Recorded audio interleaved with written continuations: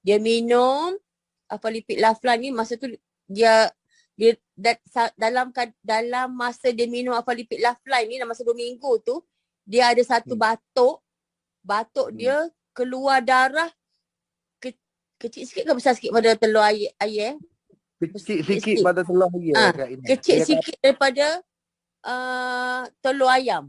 Darah tu keluar daripada mulut dia batuk-batuk. Lepas tu alhamdulillah dah boleh macam Hasan cakap macam ambil buang macam tu. Penyakit tu terus lepas tu boleh bangun buat rumah lah kan.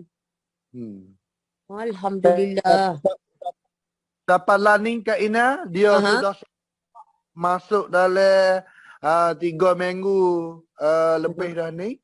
Dapat dia sendiri sudah yakin dengan produk ni tu izin dia dah.